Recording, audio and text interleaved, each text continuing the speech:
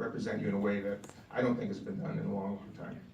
So with that said, my birth father, Artie Peffer, went to the University of Minnesota on an ROTC scholarship. He grew up in St. Paul, lost his dad when he was 10 years old. His mother worked at a department store to make ends meet. And the ROTC scholarship afforded him the tuition he needed to attend the U and then law school at the U. And he chose to serve his country because of that ROTC scholarship instead of deferring, and was killed in the Vietnam War in July of 1969 when I was 6 months old, leaving my mother, Dee Dee, who's in the room tonight, a widow, and me without a father. And we moved in with my great-grandparents in St. Paul, and for 2 years, that's how our life was, until my mother remarried Eddie Phillips, and oh, someone's got to have the phone. Let me get it for you. My mother married Eddie Phillips, which was an extraordinary blessing in my life, for him to adopt me. We went from tragedy to me being adopted by a family of great success, great ambitions, and most importantly, a family that recognized that there was a very, very thin line between advantage and disadvantage, and that it was incumbent on those who succeeded to take care of those that were on the other side of the tracks.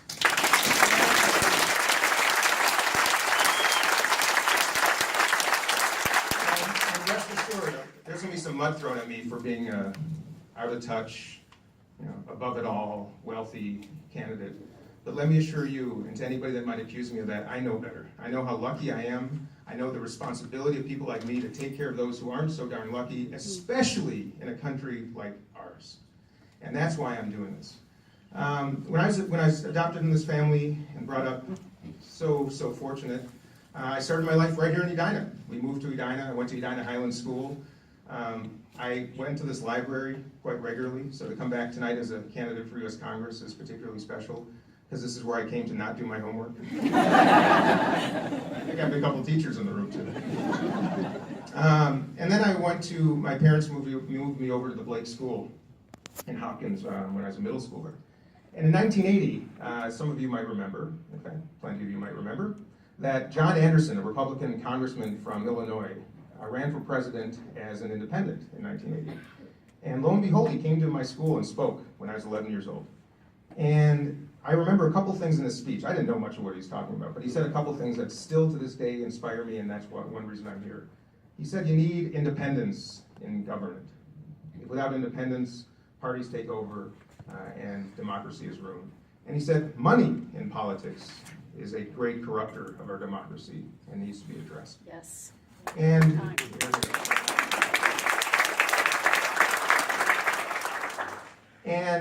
then he spoke about a bunch of things I didn't understand at all.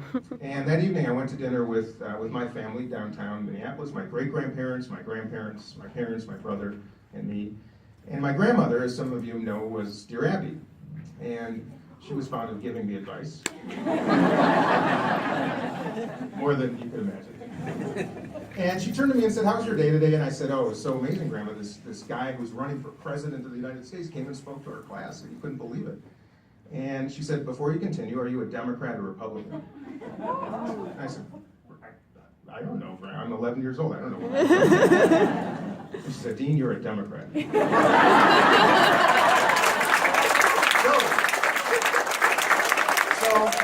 here Abby anointed me a Democrat in 1980, and here I am today. But back to growing up, in this family, there are two intersections in our family that are important: business and philanthropy. We are a family that believes business is a means to an end. That's how I was raised. That the job of a business isn't just to return profit to the owners. It is to recognize that there are a lot of people that made that possible. First of all, paying taxes. Without streets and without education and without educated people, it doesn't matter. Anybody that says I'm a self-made, anything is lying.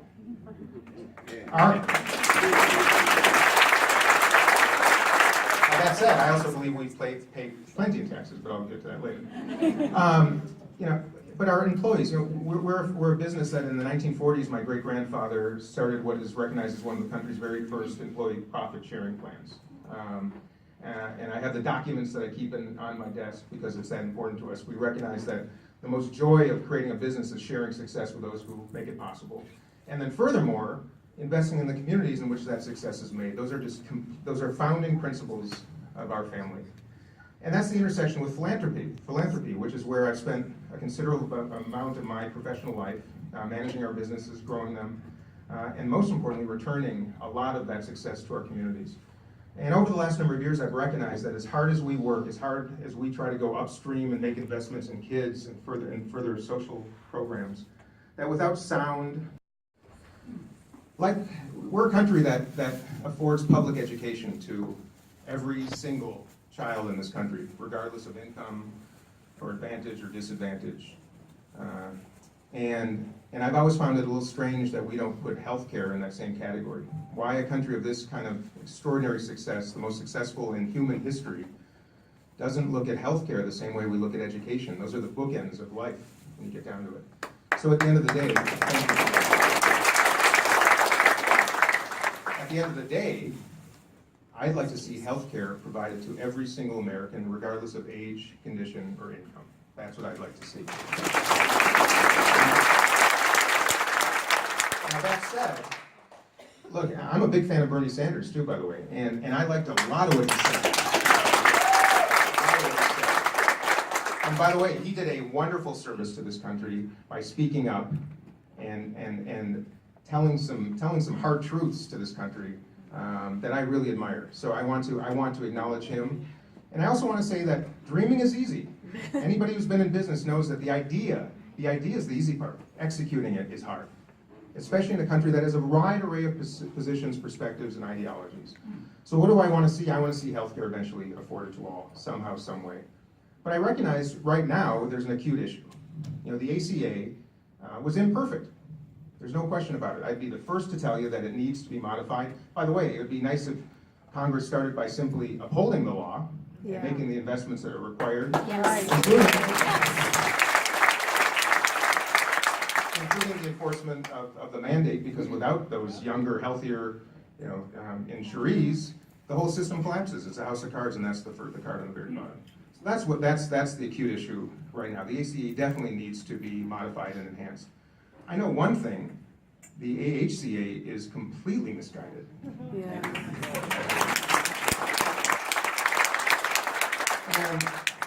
And I'm struggling to understand how any rational, principled person can argue otherwise. I really am, and I mean that very sincerely. Because the CBO, which is nonpartisan, I don't care how you look at this issue. And by the way, 23, 24, if it's 1 million people, folks, those are human beings, So yeah, I feel really strongly about that. And there's an age tax in that bill, as all of you know. That's to me, that's not right. So I think that is a misguided bill. And I'm hopeful the Senate, even a Republican-controlled Senate, I do believe they see the misguided approach of this bill, and I do believe it's going to change if they do anything. And my hope, as I tweeted today, my hope is that they find a way to rectify the existing legislation. Yes. And our current representative, as you all know, has voted numerous times to simply just repeal it altogether without any plan, and then 2 times in the Ways and Means Committee and on the House floor to pass this legislation. That's not opinion, that's fact.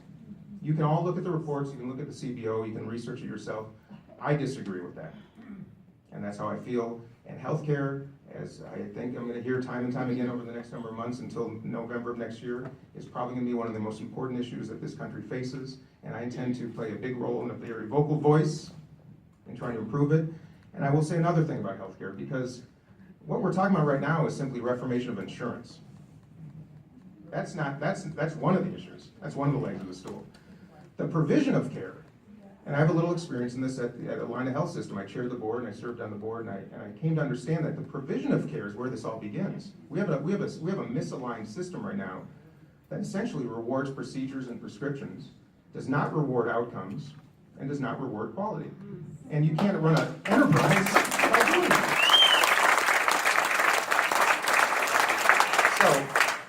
So I believe it's time to have that conversation.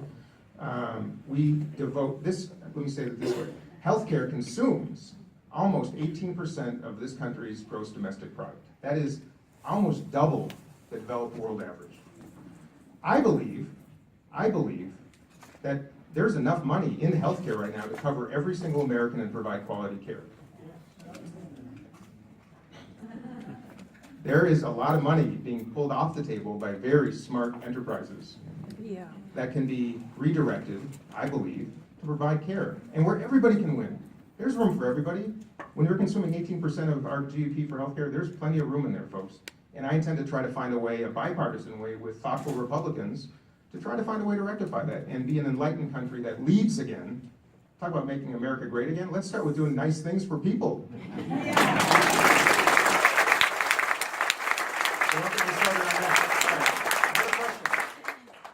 Right here in the front row. Military expenditures. I guess we all know that Eisenhower warned against the military-industrial establishment. However, what many people perhaps don't know now is that over the past 20 years, 8.5 trillion, not million or billion, but trillion, have not been accounted for or have basically not been audited. 125 billion have not been accounted for. Now, I would like to find out what you would want to do about that particular problem. Thank you. Well, what would I do about that problem? Well, I know when you run a business and there's $125 missing, you look into it. People have asked me, just because you're a businessman, do you think you can be a good representative in Washington? And I say, well, obviously by the resident of the White House, business experience does not mean you're going to be a great representative. But I do know this, and by the way, this is not just limited to military expenditures. Government waste, my friends, is a big deal, and that is a nonpartisan issue. I'm a Democrat who feels that dollars are misspent left and right, that it is incumbent on representatives to look after those dollars, every one of them hard-earned and thoughtfully paid. As I mentioned earlier, we pay a lot of tax in this country. State, local, property, sales, income, corporate, you name it. Let's start by using those dollars better before talking about any increases.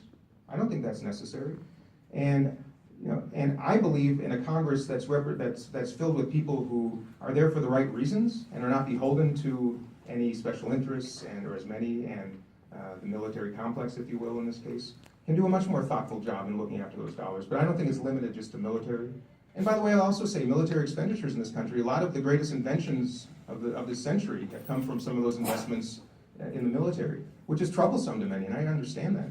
I think a strong national defense is terribly important, but the dollars should be well used. Dollars that go overseas should particularly be, looked after more thoughtfully, because who knows where those end up. And I share your concern. I'm a different Democrat than you might be accustomed to in that respect, and I will use my business experience to demand audits and to hold people accountable who need holding accountable. Let me go back in the back of the house, and then we'll come back up. And a nice giggle gets you a couple extra points. All right, hi, I'm Emily McCarthy. I'm from Brooklyn Park. I've got a lot of questions. But I only have two that kind of go together. One is that this district, the 3rd district, actually has a huge wealth and race gap in it. And I'm curious, A, how you plan to bridge that gap from, say, Brooklyn Park all the way up to Wayzata and Minnetonka? And also, how do you plan to continue to be informed on your constituents' wants, needs, views, if you do win and take office? Thank you. I'm going to answer your second question first, which is I'm going to show up and I'm going to have town hall meetings.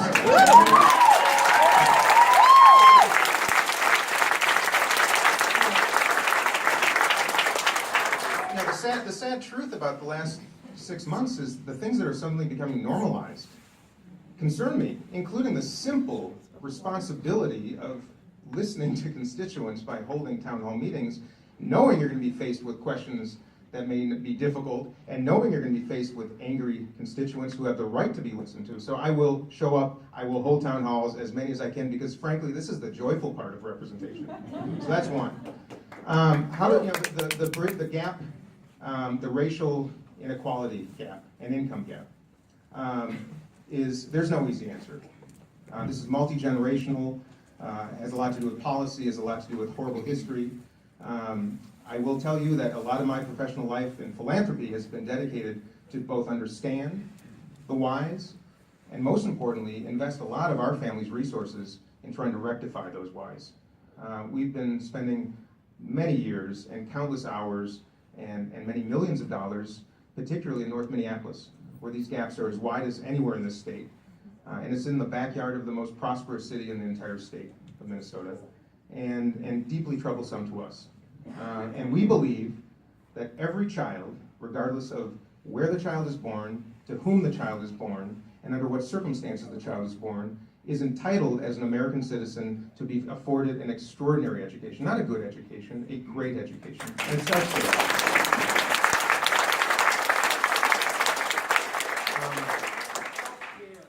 What's that? Education and healthcare. And healthcare. As I said, the bookends. The bookends. Right? And by the way, I will say on those subjects, you know, we have a public education system, and there are alternatives, and the same would be true for healthcare. There should be public, I believe, ultimately, and there should be private. That's a free country. People should have options. But back to education. Everything starts there. If a child has an education and has at least one person that believes in him or her. By the way, we've done a lot of research, and we're starting to find that if a child has just one person that believes, an entire life can be different. So we invest heavily in mentorship, in scholarships, and I won't even go through the list. You can look at that perhaps on your own. But that's what we believe. And I want to look at things like, why don't we develop like a Peace Corps, but of retirees who have wonderful experience to go into schools, who can go into schools and support teachers in classrooms and mentor kids. Because it's not about teaching. Teaching, we got great teachers, we need more good teachers, but mentorship and someone believing in you makes all the difference in the world. That's not an expensive policy issue. That's not something anybody would really disagree with on either side of the aisle. And it's simple things like that I've learned that I think we can at least approach and test and do better. I could go on for hours and have a wonderful conversation with you about a myriad of other ways that we can do better in that respect. But I want you to know that as a family that has known its share of persecution in the past, and was disadvantaged well before it became advantaged, and fled a country that was persecuting our family to come to this extraordinary country. People we most are the ones that are facing the same circumstances that my family faced 5 generations ago, and that's what's on my mind, and that's what I intend to rectify.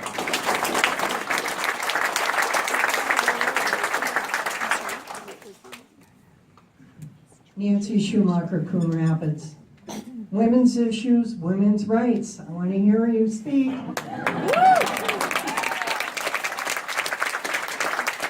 Women's issues, women's rights, I want to hear you speak. I'll write a song about that. I'm the father of 2 teenage daughters, one who's 19 and one who's 17. And when they asked me why I was doing this, I encouraged them to go to Emily's list and look at the voting record of our current representative. And they did. And there's nothing I could have said or done that would have inspired my daughters to support what I'm doing than having a look at that. I believe women, well, first of all, my mother's in the room. I think mothers should be paid more than anybody in the world. And I mean that sincerely. Women should be compensated at the same level of men doing the same job. That shouldn't be an issue. Women should be able to make their own healthcare decisions regardless of what other people think.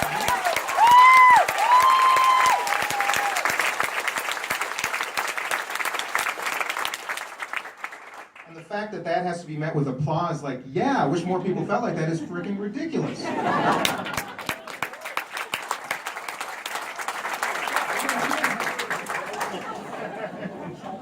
All right, good. This man says I'm solidifying his support for Paulson, so, and I respect that too. So I feel strongly about women's rights, about equal rights for everybody, civil rights. You know, that is in my DNA. And as the father of 2 daughters, I will not let them down. I rest assured, I will not let them down. And boy, I wanted to see a woman become president in the last election because I wanted my daughters to know that anything is possible. I will do whatever it takes to do. All right, I'm going to talk about the right side of the aisle. Let me go back here. In the green. concerned about public transportation, particularly about the light rail. I'd really like to see the light rail go around the 694 loop. And I think that's one of the biggest indicators of economic disparity in the country, and that most low-income people use public transit. And I mean, I've used the light rail to go to the airport. So I'm wondering, it's partially done by the state, but it's partially funded by the federal government. And I'm wondering where you stand on transportation and what you plan to do. So the question's about transportation investments. Back to my philanthropic work, I recognize the importance of affording public transportation to people for a whole host of reasons. One is because of economic disparities. For many people, that's the only way to get to a job. Secondly is, I care about the environment, and I'd like to see fewer cars burning fossil fuels on the street. You know, there's a lot about, our country is the best country in the world. There are also a number of countries that have made much more substantial investments in rail and transportation. Any of you who've been on a bullet train in Japan or on the rail system in Europe would say, and come home here and you wonder, why? Why is the greatest country in the world so expensive? That's one. But more specific to the light rail here, it's an important question. It is not terribly germane to U.S. Congress, but although federal investments in transportation certainly are. It's not my place to opine on the light rail line that's being debated, the Southwest line right now. But in general terms, yes, I recognize the importance of public transportation in trying to solve economic disparities, particularly ones that run into neighborhoods that don't have the advantages that many of our neighborhoods have. It's terribly important. And it's also important because it inspires developers to invest along those corridors. And the greatest cities in the world, as you all know, are ones that have invested heavily in infrastructure. And if there's something I agree with the current president about, it is investments in infrastructure, believe it or not. Boy, if I go to Washington and he wants to make those investments, I'm all over it. I'll be the first to say that. Because that's not about politics or even about him. That's about what this country needs. And if he doesn't raise his hand and actually fulfill it, I'll try to be one of them that does, because it's terribly important. There's kind of I'm going to admit this is kind of a little bit of a selfish concern when I say this, but I've been noticing a growing problem in this country in regards to student loan debt. I'm one of them. I have over $80,000 of debt still on my head right now. And with the moves of the administration to, in particular, remove protections from student loan debt from borrowers who... You know, it goes, I'm not doing this.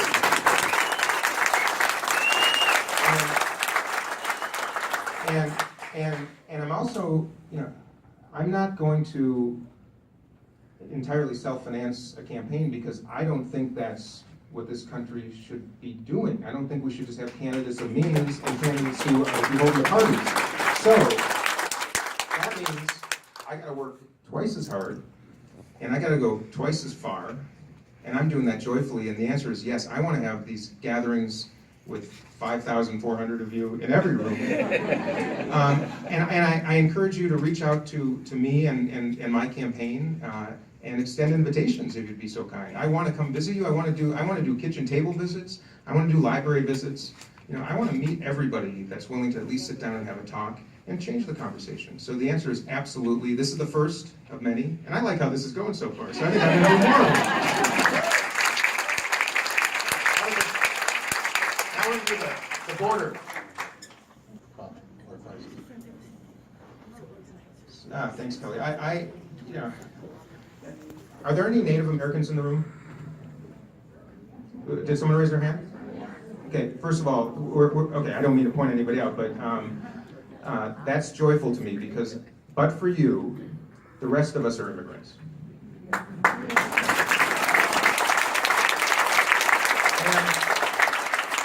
And I'm going to be, you know, I'm a pretty pragmatic person, and that's kind of my independent mind. You know, there are, by some estimates, 10, 12 million, you know, undocumented or illegal immigrants in this country. And there are a couple truths here. You know, one is that they are here illegally. They broke an American law. And I do believe that there is a process, what I would call, not amnesty, but redemption. If you break the law, you pay a little, you know, price for it somehow. And I believe there's some bipartisan support to finding ways that can be achieved. Nothing would break my heart more than somehow sending these people away. Because I'll tell you, We need them. Because they're an important part of our economy. Let me assure you, the biggest corporate benefactors to politicians in this country, losing 10 million consumers, is not in their best interest. But the overarching reason why we want to keep them is because that's what this country is all about. These people chose to leave their country and their lives to come here for a chance. My goodness, it's the least we can do to find a way to appropriately ask them to do something to rectify the wrong, because that's fair to both sides, and absolutely embrace and keep and nourish and include. And that's what I'm all about. Hopefully you'll be one of them. And to our Republican friends who are taping me, get my good side. My question, you mentioned about being a business owner and talked about a little bit about decent living wages, things like that. How do you stand on raising the federal minimum wage? Okay, the federal minimum wage. Let me start by answering the question by telling you that we all do better when we all do better. Yeah. And to that end, this is a real conundrum. And let me just share my personal story. One reason I opened this little coffee shop downtown called Penny's is because, first of all, I find it joyful to create enterprises and afford people the opportunity to succeed. That's one. But the other was, I wanted to learn what it's like to operate one unit, one little business in a really highly regulated municipality called Minneapolis. And learn what it takes, because we have a representative who claims to represent small business, and I am a small business owner. And I've learned a couple things through this process. On the minimum wage, we pay people $15 an hour. We started that way, did it for 4 months. We did it that way for 4 months. We were losing boatloads of money over those 4 months. So we have an employee, we have all kind of employee gathering every once in a while, and after the first of the year, we sat down with everybody and said, look, we want everybody to share in the upside, and we ask everybody to share a little bit in the downside, and it's a struggle right now. So a handful of people started making $12 an hour, but with their tips, we're still over 15, so everybody was still over 15. And then we had our first modestly profitable month in April, and we took everybody back to 15, and nothing made me happier. But it was actually, what I loved about it was that here was a group of about 15 people who recognized that we're in it together, up or down, and when they said, yeah, we'll take that little cut for a little bit, that's all I needed to know, that I had the best team in the world. Now, here's the challenge. We have a little coffee shop with a cash register attendant, someone who makes crepes, and someone who makes coffee. And the people who make coffee and crepes are trained. Someone went to culinary school and has some student debt. Someone's gone to barista school and training and has been probably working 6 or 7 years at the coffee machine. And then typically someone who's less experienced on the cash register. And I started realizing that we're paying everybody $15 an hour, because we can't pay $20 to the coffee maker. You cannot make this work. But the coffee barista and the crepe maker psychologically think, why should I be making the same amount as the person at the cash register? So what I realized is, now we got a real conundrum. Because any enterprise, and we're just one little coffee shop. Imagine a print shop that has 50 people. Well, it's the people who are making 15 or a little bit higher to begin with that suddenly feel, well, I'm worth more than that if they're making that. So everybody must recognize, as we talk about this issue, let's start with the outcome, which is we want everybody to do better. But anybody who's a small business owner would know that that's really complicated if there's a mandatory wage that high. And here's what will happen. And I mean this from experience. One person of our 4 people per shift, we're paying 15 no matter what, but a coffee shop not like ours, who's paying right now $9.50 minimum wage, which is, by the way, what most do, about almost half of what we pay. They will cut one person probably from their shift, ask people to work a little bit harder. There will be a big black market of just cash paying suddenly. A lot of people are going to lose jobs, who are going to go from making $12 an hour to making nothing, and a handful of people making a little bit more, is what I think is going to happen. I'm not certain, but I'm fearful of that. So I just think as we talk about this policy, we should do so by testing some of these theories a little bit and recognizing we all want the outcome to be higher wages for everybody. And I know we can get there. I think we should provide incentives to companies to do that. We're an example. We've been doing this for 5 generations, well before me, paying people more than they ever could have imagined. Retiring as millionaires working in a production line or and doing secretarial services, because we think that's a principle that every company should embrace. And I'd like to see our government provide incentives to the private sector to do more of that, share more. So at the end, to answer your question, yes, I'd like to see an enhanced wage for everybody. I think we should be very cautious about how we go about it. And by all means, I am fearful when one municipality does it on an island, because rest assured, jobs will leave the city. That's just the truth. So let's find a way to work together, come about to a policy that works for everybody, and ultimately raise wages. But let's be careful. It's still not decided? Well, so I'm not an attorney, but I hire people that have gone to law school and over many years and have experience, and when they tell me this is the law, I tend to trust them. And when a scientist, or when 95% of the world's scientific community says that this is happening and it's caused by this, I'm inclined to believe them. So the answer is yes, I believe global warming is real, and I do believe the scientists that it is in part, not wholly, but in part caused by human beings. Regardless, and this is bridging the gaps. Regardless, it's happening. It's happening, and it should be incumbent on the most extraordinary country in the world to play a leadership role, as we did, only to have a president who is deciding whether to stay in the accord is just so troublesome to me. But that's the issue is that we should be leaders in this. And carbon tax is one darn good possibility that could make a big difference. I think it's embarrassing to this country when China is suddenly considered to be at the forefront of change in this respect, and we contemplating whether to even stick around. So yes, I'm concerned, and boy, like I said, I've got 2 daughters. It is my responsibility to leave this place better than we found it, and I need your help in that. So where hedge fund billionaires pay this capital gains tax instead of a corporate income tax that is, to me, really misguided. It's such a shocking reality of our current tax system that's even allowable. That's a travesty, to put it plain and simple. The tax code absolutely, I think, should be simplified. It should be rectified. It should be improved.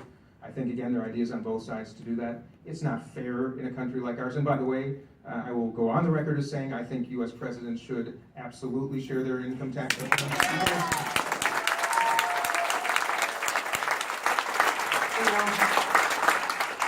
What bothers me is in a land of the free that we are, every president, at least in my lifetime and well before, has chosen to share. It should be about here.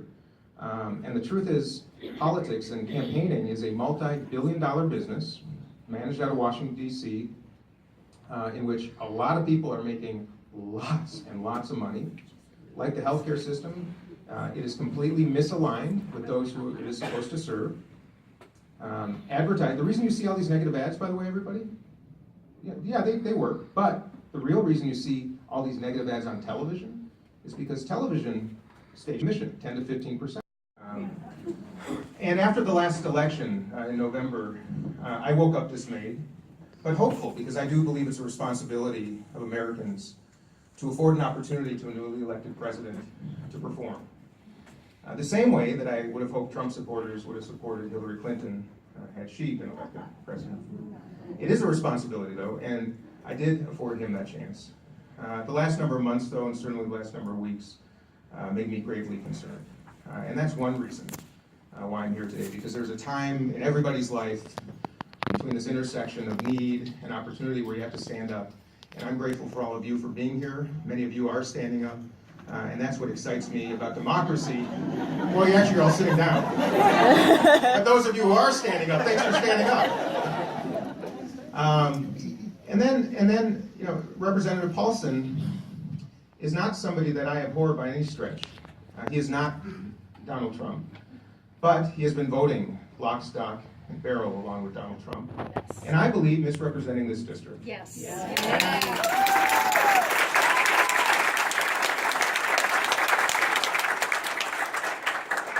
And I believe he is one of, well, there are 535 members of Congress, and because of the way that we finance campaigns, many are victims of this system where money makes people beholden to parties and special interests instead of their principles. And I intend to do this a little bit differently. Whether I succeed or not is going to be up to you and hundreds of thousands of other people. But I do believe we can do better, and that's what I intend to do, and that's why I'm here tonight. So thank you for joining me. I'm going to start.